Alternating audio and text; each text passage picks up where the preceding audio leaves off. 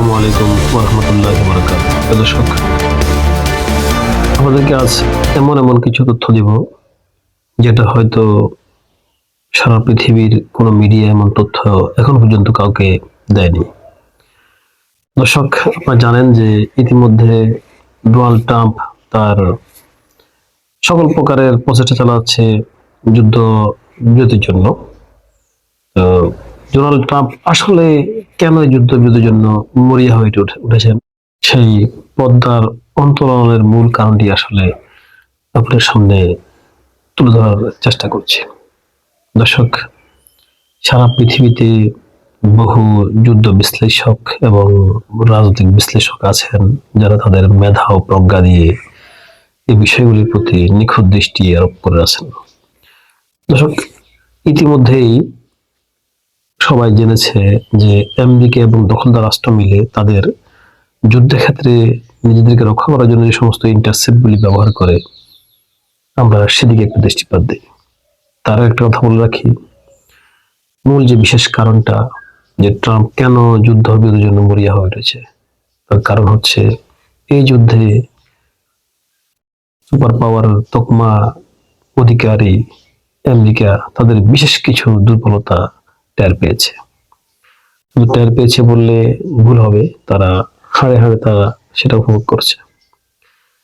এক নম্বর কথা হচ্ছে যে 5টি তাদের প্রতিরক্ষা অর্থাৎ ইন্টারসেপ্ট ব্যবস্থা আছে, সেই ব্যবস্থার মধ্যে সবগুলি ব্যবস্থা তারা কিন্তু প্রয়োগ করেছে দখলদার রাষ্ট্রের। দখলদার রাষ্ট্রের রক্ষা করার জন্য সেখানে 1 নাম্বার তাদের ছিল অ্যারো 3 ইন্টারসেপ্ট ব্যবস্থা, ডেভিড স্লাম ইন্টারসেপ্ট ব্যবস্থা, আয়রন ডোম ইন্টারসেপ্ট ব্যবস্থা, থার্ড ইন্টারসেপ্ট ব্যবস্থা। এরপর আমেরিকার সর্বশেষ যে নির্ভরতা সেটা হলো প্যাট্রিয়ট, সেটাও কিন্তু ব্যবহার করা হয়েছে দখলদারদেরকে রক্ষা করার জন্য। কিন্তু ইরানের যে অ্যাটাক, এটাকে বলা হচ্ছে মিক্স স্যাচুরেশন অ্যাটাক। এই অ্যাটাকটা কিন্তু তারা কোনোভাবেই ইন্টারসেপ্ট করতে পারেনি। আপনারা দেখুন, গত এই 25 দিনের যুদ্ধে দর্শক, যুদ্ধ গত এই 29 দিনের যুদ্ধে দখলদার এবং আমেরিকান বাহিনীরা কিন্তু তাদের সর্বোচ্চটা প্রয়োগ করেছেন শুধু পারমাণবিক হামলা ছাড়া। এখানেই কিন্তু দখলদাররা এবং আমেরিকা তাদের যে মূল যে তাদের যে দুর্বলতা, সেটা কিন্তু তারা টের পেয়েছে। টের পাওয়া মাত্রই তখন তাদের সৈন্যরা তাদের মনোবল হারিয়েছে। প্রশাসন টের পাওয়ার আগেই কিন্তু মাঠে থাকা যে কমান্ডাররা আছে তারা তো অবশ্যই সেটা বুঝতে পারে এবং তাদের কাছ থেকে মেসেজ নিয়ে আমেরিকান প্রশাসন অর্থাৎ ডোনাল্ড ট্রাম্প এবং যারা সরকার আছেন তারা বিষয়টা বুঝতে পারেন। যুদ্ধক্ষেত্রে যারা যে সমস্ত কমান্ডাররা নিয়োজিত আছেন তারা দেখছেন যে কোনোভাবেই ইরানের মিসাইল বা ইরানের অ্যাটাক ঠেকানো যাচ্ছে না। ইরানের যে কতগুলি ভেরিয়েন্টের মিসাইল আছে, এই মিসাইলগুলি কিন্তু মূলত আমেরিকার এই প্রতিরক্ষা ব্যবস্থাকে ছিন্ন ভিন্ন করে দিয়েছে। আমরা ইরানের যে মিসাইলগুলি আছে সে বিষয়ে আমরা একটা এপিসোড দেবো আপনাদের জন্য, যাতে সেখানে এই মিসাইলগুলির কোনটা কি কাজে ব্যবহার হয় তার একটা লিস্ট আমরা আপনাদের সামনে নিয়ে আসবো।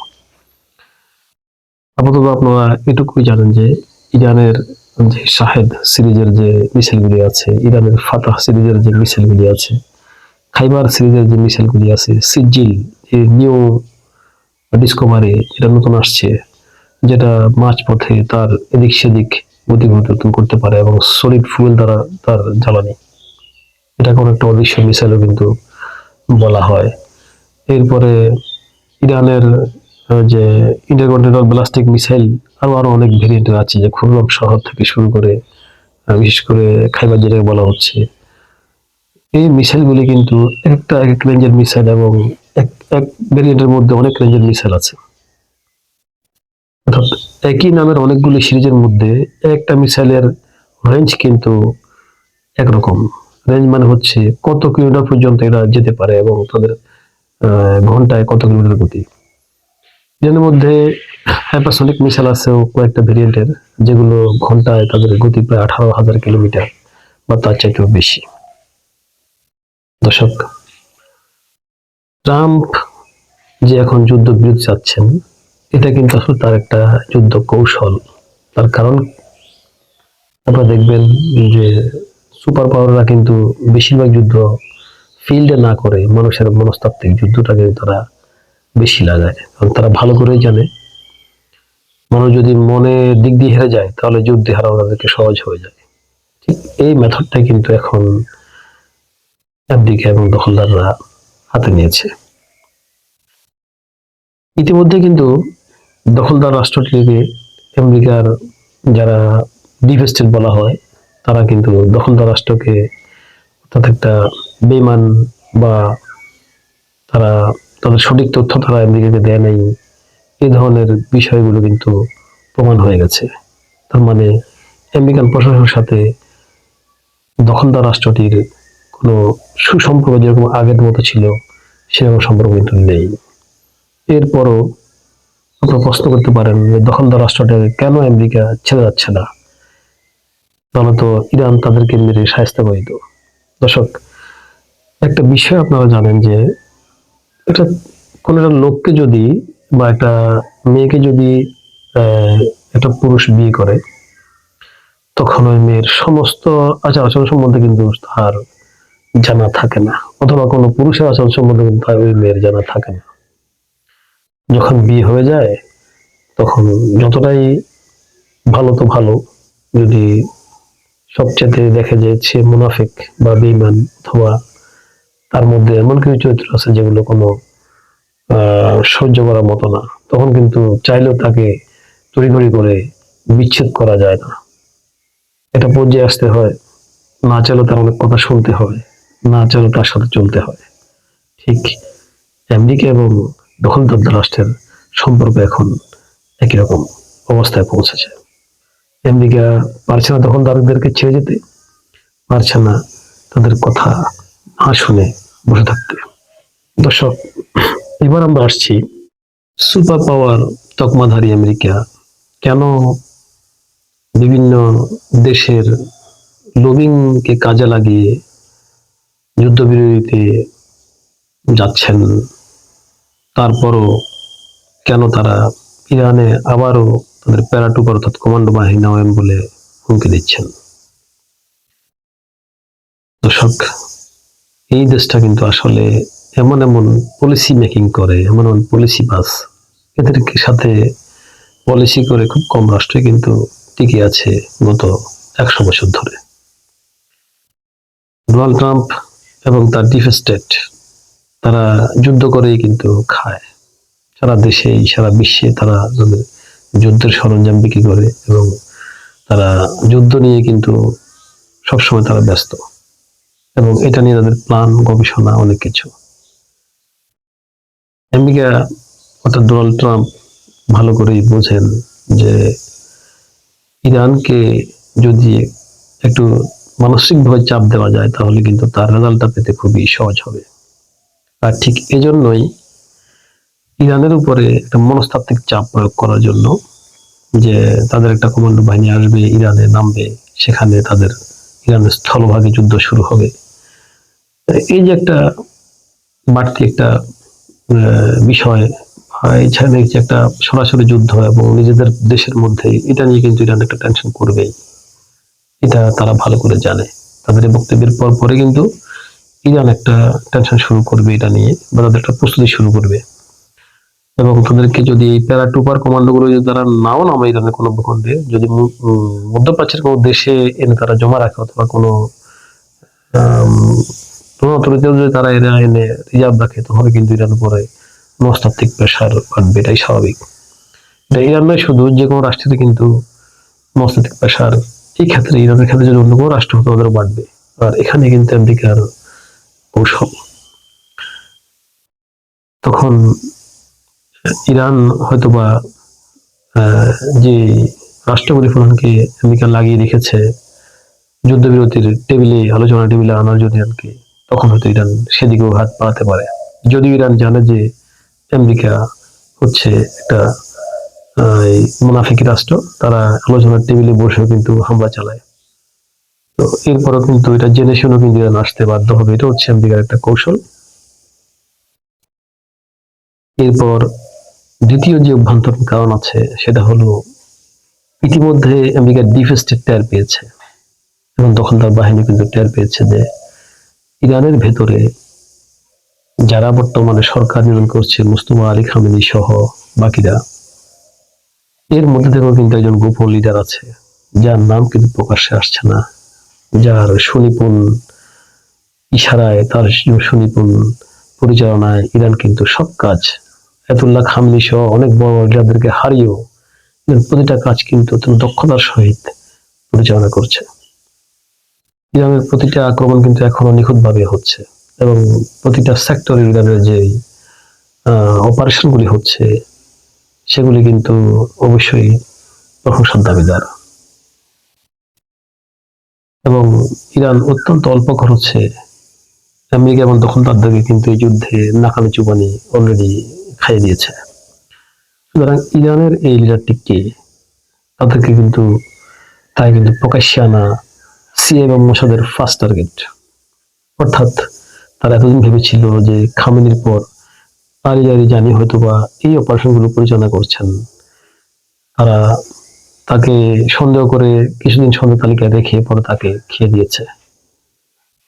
এখন আইল আরিজানি হত্যার পর যখন দেখলো যে ইরান 1 ঘন্টাও বসে নেই, ইরান কিন্তু তার কাজ আগের মতো চালাচ্ছে, এখন পর্যন্ত চালিয়ে যাচ্ছে। অর্থাৎ খামেনিকে শেষ করলো, তাও ইরান ক্ষান্ত হলো না, কাজ চলছেই। আইল আরিজানিকে হত্যা করলো, তাও ইরান ক্ষান্ত হচ্ছে না। ইরানের কোনো বিশৃঙ্খল কাজ দেখা যাচ্ছে না, ইরানের মধ্যে নেতৃত্বের কোনো অভাব ফিল হচ্ছে না, ইরানের সিস্টেমগুলির মধ্যে কোনো বিশৃঙ্খলা দেখা যাচ্ছে না। এটা কেন? এখন তারা সন্দেহ করছে মোস্তফা খামেনিকে, কিন্তু সিআই ভালো করে জানে মোস্তফা খামেনি কিন্তু মারাত্মক আহত হয়েছেন, তিনি অলরেডি অসুস্থ এবং তিনি রাষ্ট্রীয় কার্যক্রম অথবা যুদ্ধ পরিচালনা করার জন্য তিনি এখন সক্ষম নয়। এর মধ্যেও কিন্তু ইরান যে দাপটের সহিত এমন একটা পরিস্থিতি সামলাচ্ছে এবং জবাব দিচ্ছে, প্রতিটা দিনে আক্রমণ অব্যাহত রেখেছে এবং যেখানে যে কাজ করার ঠিক টু দা পয়েন্টে সে কাজই করছে।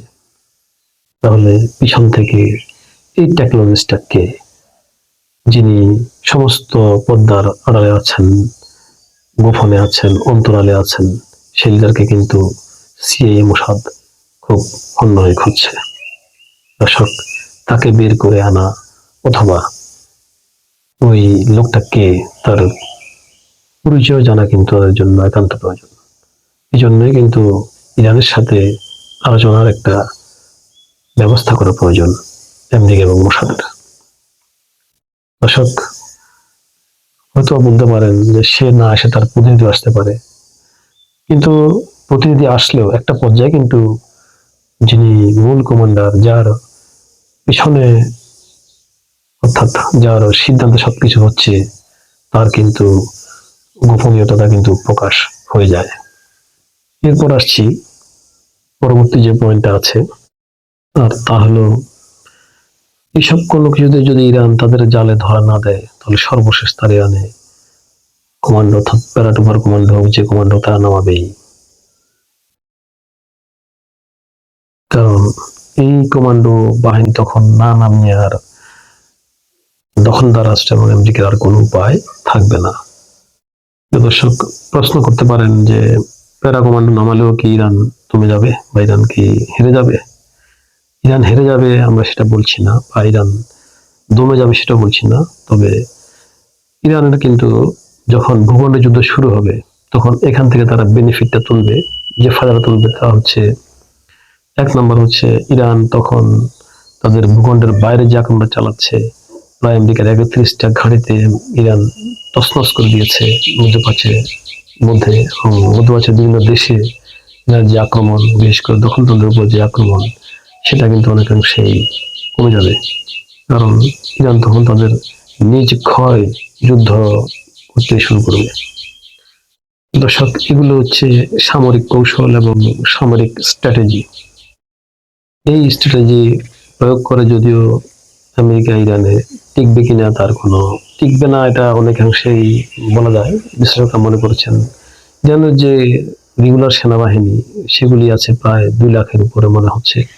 আমি সঠিক সংখ্যাটা আপনাকে এখন বলতে পারছি না, কিন্তু আইআরজিসি সেটা হচ্ছে প্রায় 3 লাখ বা তারও বেশি। এরকম আইআরজিসি হচ্ছে ওদের একটা গোলন্দাজ বাহিনীর মতো। তারাই কিন্তু অলরেডি এখন যে মিসাইল ছুটছে, মিসাইল মারছে, কোন দেশে কখন আক্রমণ করতে সবকিছু সেটিং তারাই করছে। তাদের সাথে তারা পেরে উঠছে না। সেখানে কমান্ডো 3,000 বা 5,000 কমান্ডো ইরানে কি করবে এটা সবাই ভালো করে জানে, কিন্তু তারপরও কিন্তু এটা একটা গুটি।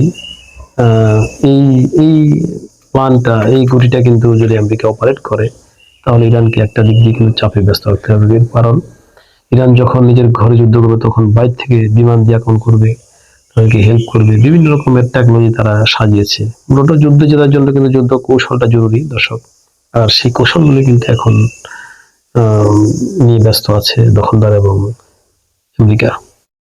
দর্শক, আমাদের বেশ কয়েকজন দর্শক কিন্তু প্রশ্ন করেছেন যে এই প্যারাটুপার গুলি আসলে কেমন হতে পারে, তারা কি ধরনের কমান্ডো হবে। আমি এই বিষয়ে আপনাদেরকে একটা তথ্য দিচ্ছি। তার আগে আপনাদের একটা কথা বলে রাখি, এই কথাটাও হলো কিন্তু পর্দার অন্তরালের কথা। আপনারা জানেন যে বিভিন্ন দেশের সরকার প্রধানগুলি কিন্তু প্রকাশ্যে যেগুলো বলে বা মিডিয়াতে এসে যেগুলো প্রকাশ করে, ভেতরে তার চাইতে অনেক অনেক বেশি কিছু লুকিয়ে থাকে। এটা এরা কখনো প্রকাশ করে না। যেমন প্রকাশ করে না আমেরিকা, তেমনি প্রকাশ করে না রাশিয়া। পৃথিবীর সমস্ত দেশগুলো কিন্তু এই কথাগুলো প্রকাশ করে না। মূলত সবকিছু অপারেট হয় ওই অপ্রকাশিত বিষয়গুলোর মধ্যেই কিন্তু সবকিছু অপারেট করা হয়। অবশ্যই আপনারা জানেন যে যুদ্ধের মধ্যে ডোনাল্ড ট্রাম্পের পক্ষ থেকে রাশিয়ার সাথে যোগাযোগ করা হয়েছে। রাশিয়া কিন্তু আমেরিকাকে তারা তাদের হিসেবপত্র ঠিকমতো বুঝে দিয়েছে ইরানের রেফারেন্স দিয়ে। এর কারণ হচ্ছে আপনারা জানেন যে ইরানের যে অস্ত্র ভান্ডার, সে অস্ত্র ভান্ডার সম্বন্ধে কিন্তু পৃথিবী এখনো অজানা। যেমন অজানা চায়নার অস্ত্র ভান্ডার নিয়েও। ইতিমধ্যে ইরানের যে ক্ষমতা দেখানো হয়েছে, অর্থাৎ 29 দিনের যুদ্ধে ইরান যে সমস্ত মিসাইলগুলি ব্যবহার করেছে, এই মিসাইলগুলির মধ্যে এখনো পর্যন্ত কি পরিমাণ মজুদ আছে সেটা কেউ জানে না। আর ইরানের মূলত মিসাইলের রেঞ্জ ইরানের কতটুকু, দর্শক আমি আবার বলছি যে ইরানের মিসাইলের রেঞ্জ কতটুকু এটা এখনো পৃথিবীতে কিন্তু অজানা। তবে ইরানের কাছে সবচাইতে দ্রুতগতি সম্পন্ন যে মিসাইলগুলি রয়েছে এগুলি কিন্তু এখন আমেরিকার আতঙ্কের কারণ। এর কারণ হচ্ছে ইরান থেকে আমেরিকার দূরত্ব মাত্র 16,000 কিলোমিটার বা 17,000 কিলোমিটারের মতো।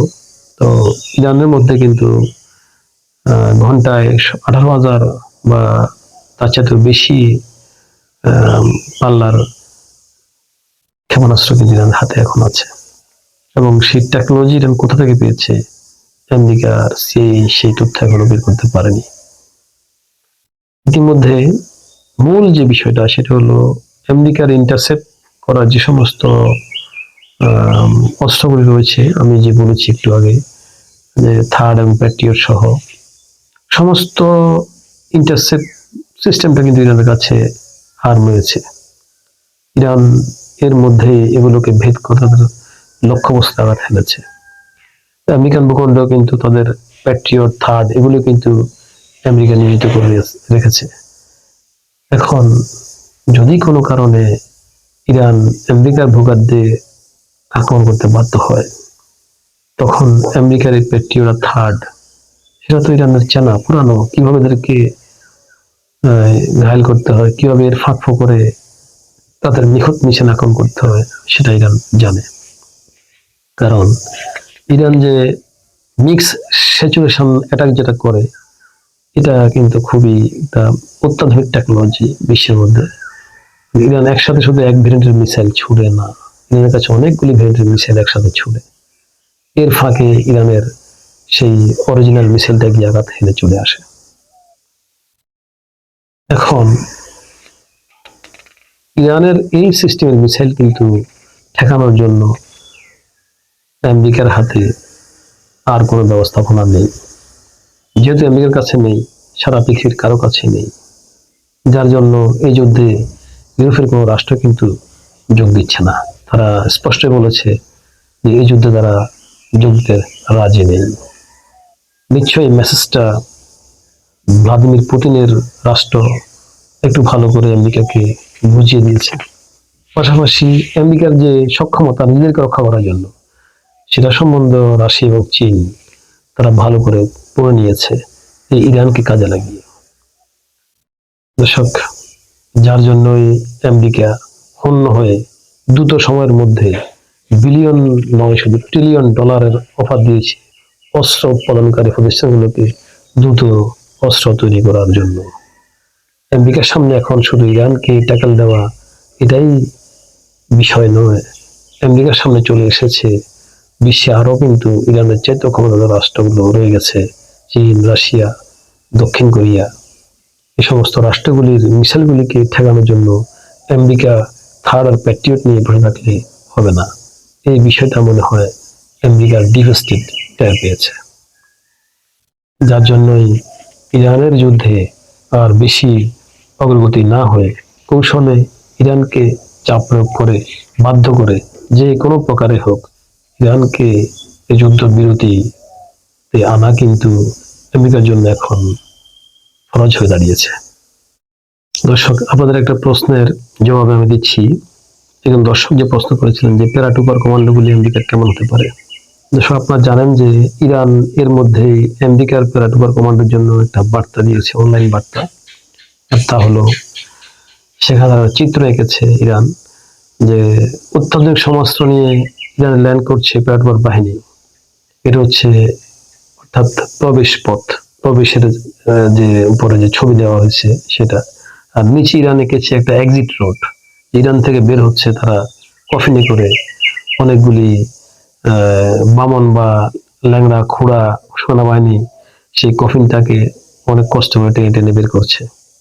অর্থাৎ ইরানে আসবে অত্যাধুনিক অস্ত্র নিয়ে যুদ্ধ করতে, যাওয়ার সময় কিছু কফিন ঢুকে যাবে আর কিছু ল্যাংড়াগুলা খোয়া হয়ে এরপর বের হয়ে যাবে। ইরানের এই চিত্র মেসেজ আমরা এটাকে বলতে পারি, অর্থাৎ ইরান যে চিত্রের মাধ্যমে যে মেসেজটা দিয়েছে সেটা আমেরিকান সেই কমান্ডো প্যারাটুপারদের জন্য। কিন্তু এখানে একটা প্রশ্ন আছে দর্শক, আপনার প্রশ্নের উত্তর আমি বলছি যে বিশ্বের ক্ষমতাধর রাষ্ট্রগুলি এবং বিশ্বের অনেক বড় বড় রাষ্ট্রগুলি কিন্তু তাদের অভ্যন্তরে বিভিন্ন ভেরিয়েন্টের বাহিনী তৈরি করে। এই বাহিনীগুলো কেমন? কিছু আছে যারা সাধারণ মানুষ থেকে তারা সেনাবাহিনীতে তারা নিয়োগ দেয়, আবার কিছু কিছু সেনাবাহিনী আছে এরা কোনো সাধারণ মানুষ নয়। প্রশ্ন করতে হয় এরা কি ধরনের মানুষ। এরা এসেছে বা এদেরকে কালেক্ট করেছে তারা কোনো কোনো অরফানেজ সেন্টার অর্থাৎ এতিম সেন্টার থেকে, যাদের কোনো মা বাবা নেই। অর্থাৎ এরা হতে পারে হয়তো মা বাবা মারা গেছে, নচেত হয়তো বা তাদের কোনো পিতৃ বা মাতৃ পরিচয় নেই। এই ধরনের অনেক কমান্ডার তারা সেনাবাহিনীতে নিয়ে আসে, তাদেরকে দুর্ধর্ষ কমান্ডো হিসাবে তারা নিয়োগ দেয়, ট্রেনিং দেয় সেভাবে। আরেকটা বিশেষ ব্যবস্থা আছে, সেটা কোন কোন রাষ্ট্রের কাছে আছে আমি জানি না। তো যুদ্ধ বিশ্লেষকরা যেটা ভাবছেন বা মনে করছেন যে পৃথিবীর অনেকগুলি রাষ্ট্রে কিন্তু এ ধরনের বাহিনী থাকতে পারে। যে বাহিনীগুলো কেমন হতে পারে তা হচ্ছে, বর্তমান পৃথিবীতে এমন কিছু রাষ্ট্রের হাতে এমন কিছু প্রযুক্তি আছে যারা ল্যাব থেকেও কিন্তু মানুষ তৈরি করে। আমি এই বিষয়ে ব্যাখ্যা আরেকদিন যাবো, শুধু একটা কথা বলি।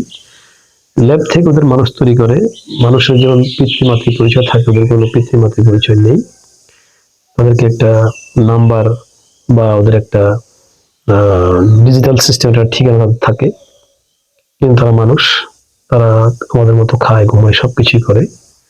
কিন্তু ওদের কাছে কয়েকটি বিষয় আলাদা, সেটা হচ্ছে সাধারণ মানুষ যেরকম তাদের দুঃখ ব্যথা ফিলিংস আছে, বা তারা তাদের ভবিষ্যৎ নিয়ে অনেক কিছু পরিকল্পনা করে, অনুভূতি আছে। আর এই সমস্ত যে ল্যাব যে মানুষগুলি আছে তাদের মূলত আসলে কোনো ফিলিংস নেই, তাদের হাওয়ার কিছু নেই। ঠিক এভাবে কিন্তু এই বড় বড় রাষ্ট্রগুলি বা বিশ্বের যারা ধনী রাষ্ট্র বলেন, তাদের অনেক রাষ্ট্রেই কিন্তু এই ধরনের মানুষ থাকে যাদেরকে তারা দেশ রক্ষার জন্য, দেশের অত্যন্ত ক্রান্তিকালে তাদেরকে কাজে লাগানোর জন্য দুর্ধর্ষ কমান্ডার হিসেবে তাদেরকে তৈরি করে রাখে। অর্থাৎ একটা পর্যায়ে বলা যায় যে মানুষ রোবট টাইপের এরা, এদের কাছে আসলে কোনো ফিলিংস নেই। এরা শুধু কমান্ড বহন করে এবং সেটা পালন করে, অর্থাৎ রোবট, মানুষ রোবট। দর্শক, ধারণা করা হচ্ছে বিশেষজ্ঞদের মতামত সারা পৃথিবীব্যাপী যে অবস্থা বিরাজ করছে, অবস্থায় হয়তো ইরানে কোনো সাধারণ ঘর থেকে আসা কোনো সৈনিক, বুঝ জ্ঞান সম্পন্ন সৈনিক, পিতৃমাতৃর কোলে বড় হওয়া কোনো সেনাবাহিনীর সদস্য হয়তোবা ইরানে নিজ থেকে এই যুদ্ধে আসতে রাজি হবে না। আপনারা জানেন যে বিশ্ববিখ্যাত বীর মহাবীর আলেকজান্ডার ইরানে কিন্তু পরাজয় হওয়ার আশঙ্কা দেখে তিনি ইরানে কে আসেননি। কোথাও কোথাও বলা আছে যে তিনি পরাজিত হয়ে গেছেন। এরপর পৃথিবীতে আরেকটি দুর্ধর্ষ যোদ্ধা, যার নাম শুনলে কিন্তু অনেকেরই গা আঁতকে উঠে, শির উঠে, সে চেঙ্গিস খান। তিনিও কিন্তু ইরানে বিজয়ের মুকুট নিয়ে ফিরতে পারেননি। এভাবে প্রায় বিগত 4 থেকে 4.5 বছরের ইতিহাসে ইরানের কেউ সে জিতেছে এরকম কোনো নজির নেই। এই পরিস্থিতিতে বর্তমান আমেরিকান যে সেনাবাহিনী এবং তাদের ডিফেন্স স্টেট, তারাও কতটুকু এখানে কি করতে পারবে তারও কোনো হিসেব তাদের হাতে আসলে নেই। কিন্তু যখন রাষ্ট্র কোনো না কোনো বিপর্যয়ে পড়ে, যে এখন আমেরিকা একটা বিপর্যয়ে পড়েছে ইরানের সাথে, তারা না রক্ষা করতে পারছে তাদের তকমা, সুপার পাওয়ার তকমা, না রক্ষা করতে পারছে তাদের সম্মান, নাকি তারা যুদ্ধে জিততে পারছে, এমন একটা পরিস্থিতি এসে তারা এই ধরনের একটা কমান্ডো তারা নামাতেও পারে। আর যেহেতু আমরা শুনে আমেরিকান রণতরীতে অলরেডি সামরিক বাহিনী যে নিয়োজিত ছিল আমেরিকার, তারা নিজেদের মধ্যে তারা যুদ্ধে অংশগ্রহণ করবে না এই ধরনের একটা মনোভাব পোষণ করে তারা তাদের দেশকে জানিয়েছিল। কিন্তু এরপরে যখন তাদের উপর প্রেশার আসে যুদ্ধ করার জন্য, তখন তারা বিট্রে করে এবং প্রতিবাদ করে তারা নিজেদের জাহাজে আগুন ধরিয়ে দেয়। এই অবস্থায় নতুন করে আবার ইরানে তাদেরকে পাঠানো হয়তোবা সম্ভব হবে না। এই ধরনের বাহিনী হয়তো আসতেও পারে যদি আমেরিকার হাতে এই ধরনের বাহিনী থেকে থাকে। দর্শক, আশা করছি আপনারা উত্তরটা পেয়েছেন। আজকে আমাদের এই এপিসোড অনেক লম্বা হয়ে গেছে। আশা করি ভবিষ্যতে যদি কোনো নতুন কোনো তথ্য পাই, তাহলে আবার আপনাদের জন্য সেই তথ্য নিয়ে হাজির হব। আমাদের চ্যানেলটি সাবস্ক্রাইব করবেন, সঙ্গে থাকবেন নতুন নতুন তথ্য এবং সংবাদ পাওয়ার জন্য। ধন্যবাদ সবাইকে।